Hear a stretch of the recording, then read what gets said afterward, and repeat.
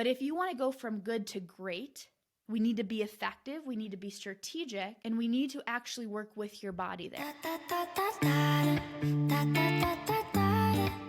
You are listening to the KML Movement Podcast.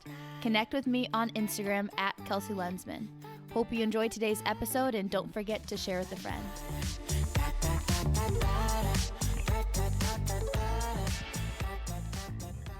What is up, everybody? Welcome to another episode of the KML Movement Podcast. My name is Kelsey Lensman, and today you and I are talking the top 5 training mistakes that I and that we see women make in the gym when they're working out, when they're training. All right, and then before we dive in, I want to talk with you one-on-one about your body. And you might be like, Kels, what are you talking about my body, right? I look in the mirror, maybe I like it some days, maybe I like it, don't like it other days. What do you want to tell me about my body? And what I want to tell you is that your body, yes, your body is so capable. It is so much more capable than you could ever even imagine, right? And you might be telling me, Kels, I look in the mirror and I don't even like it some days, right? First of all, it's okay, right? Every day you wake up, it's not going to be rainbows and sunshine, but your body is so much stronger.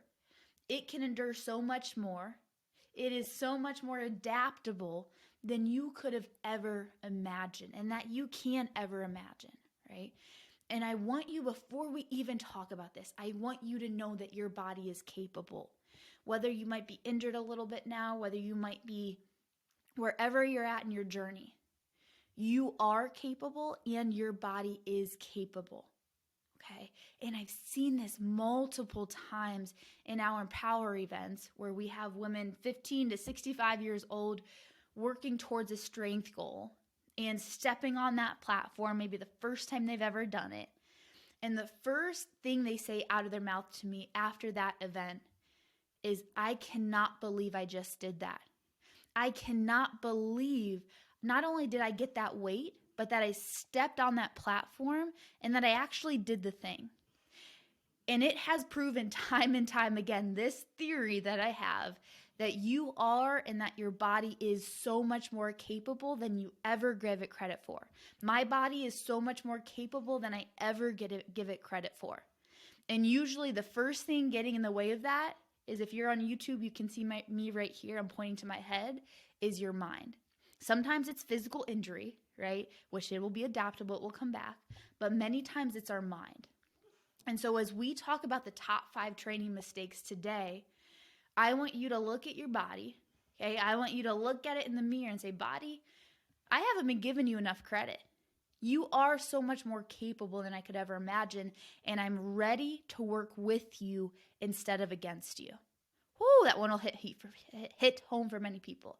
I am ready to work with you instead of against you. And as you do that, that phrase in of itself will be transformative. Okay, now let's dig into the top 5 mistakes. I had to go on a quick little tangent about that. So the first mistake that I see many women make, okay, that I've made myself, is that we mistake calories burned for progress. We mistake calories burned, the amount of calories that our little Apple Watch pulls up or that our Fitbit pulls up, we mistake that for progress. I will never forget this. I taught a class pre-COVID time, and there was maybe 20 women there. Loved them to death. I still love them to death to this day. And I remember there would be a moment we would pause before the class and they would all sync their watches up. And they would look to see how many calories they burned. I think it was points or calories. I don't know. I've never had an Apple Watch to do that. But they would look to see the amount of points or calories burned that they would have after the workout. And of course, they correlated a higher amount of calories burned to a better workout and more progress. And I laughed. I loved them. I saw it to an extent because I used to do this back in the day. I used to say, well, if I don't sweat a lot, it wasn't a good workout. But now I'm older, I'm way more knowledgeable, and I know better than that. And so one of the first biggest mistakes is that we mistake those calories burned, a higher calorie burn, for progress there.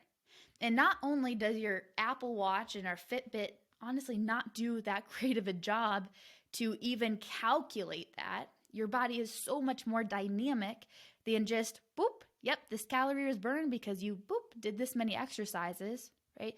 But even more than that, your workout is and can be more effective if you work up more in weight, but you don't just do cardio the whole time, or you don't just do high intensity interval training the whole time. Of course, you're going to have a higher calorie burn if you're doing interval sprints for 30 minutes. Your heart rate's going to be jacked up, then it's going to come down, then it's going to be jacked up, then it's going to come back down. Or if you're sustaining a high heart rate. But that does not correlate with progress. If you are a woman and you want to see that toned look in the mirror, I hear this a lot, or you want to see some muscle definition, do you still need to put in work? For sure. This does not mean don't put in work. But more oftentimes than not, that means lift heavier weights with better form and taking more rest between your sets so you can still hit that next weight on that next set. Will your calories burned be as high? No. Is it a more effective workout towards your goal? 100%. And so I don't think I actually have ever done this. I don't think I've ever tracked the amount of calories I burned during a workout. Or maybe I did a little bit way back in the day. But I can imagine how much in your head you can get when you see a workout and you're like, wow, I literally just burned 50 calories or 100 calories. Are you kidding me?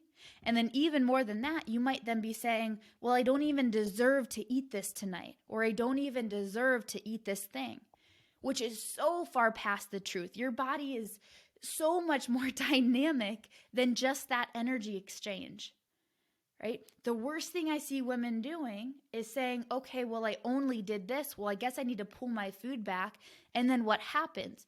Your body adapts to that lower food intake, and then you only do not make progress, but then you actually plateau and get worse.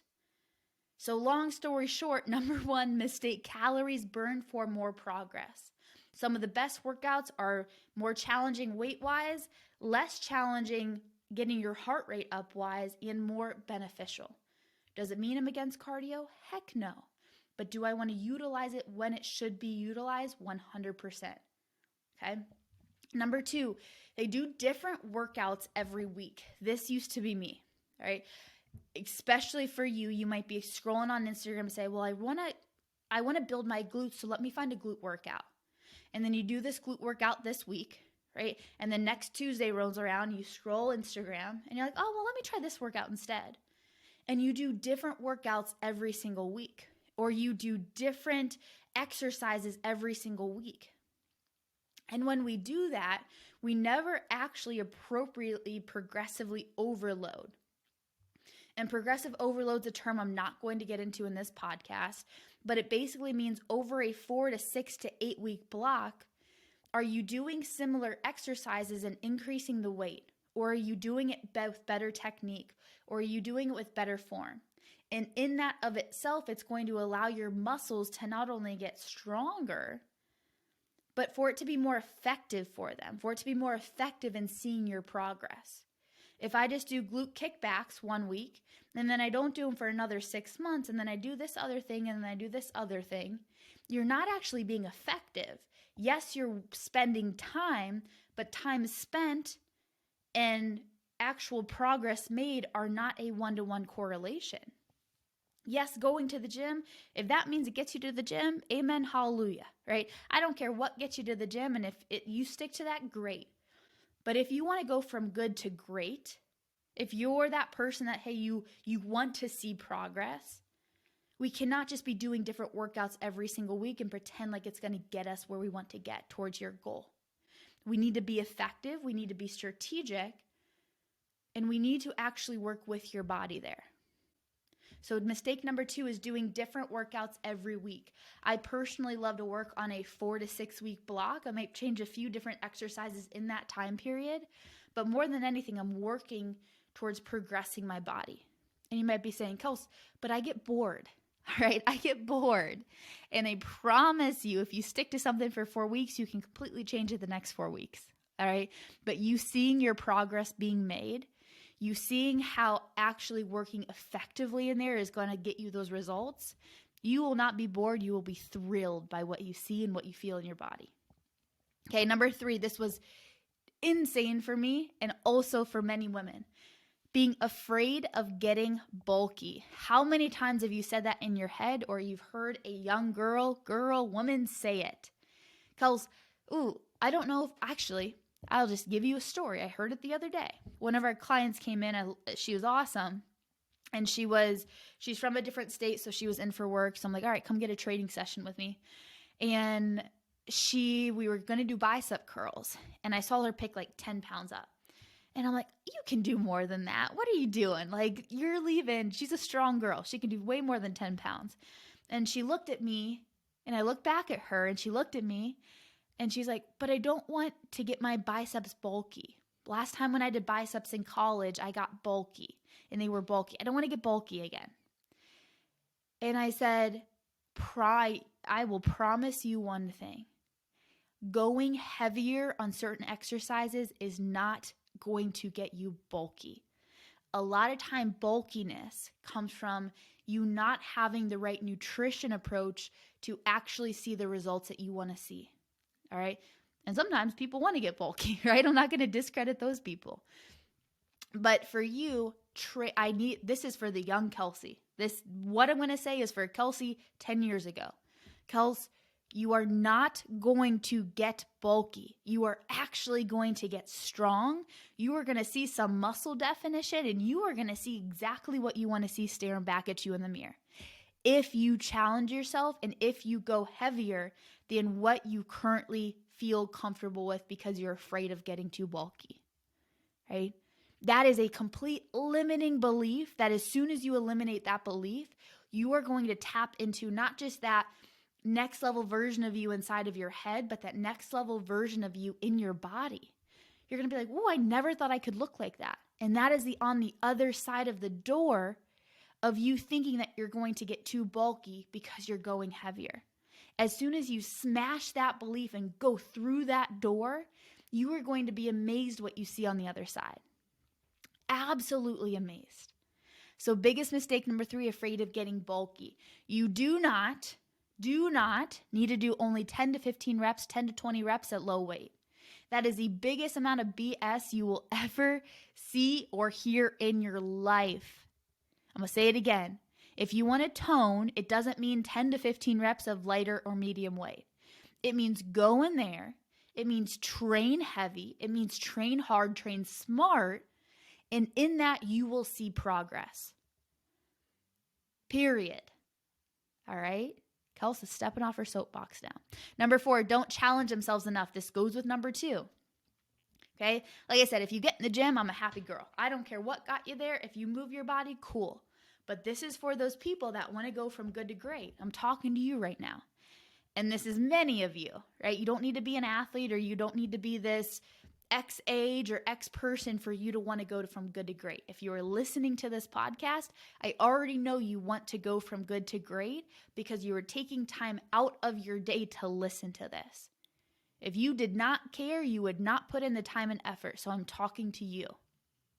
And so many people don't challenge themselves enough. It doesn't mean just heavier weight, but it means, hey, can I do this more intentional? Can I be more effective during this? Right? Or, for example, I had another client in, she's local, and we were having a training session on early one day. I love getting some people together. It's important to me. And it's important for our crew here. And I said, all right, yes, she was doing 50-pound goblet squats. And I'm like, you can do more than that. Like, I know that you can do more than that. And she looked at me and she's like, are you sure? And I'm like, yeah. And so she ended up doing 60, crushed that, 70, crushed that, 80, crushed that.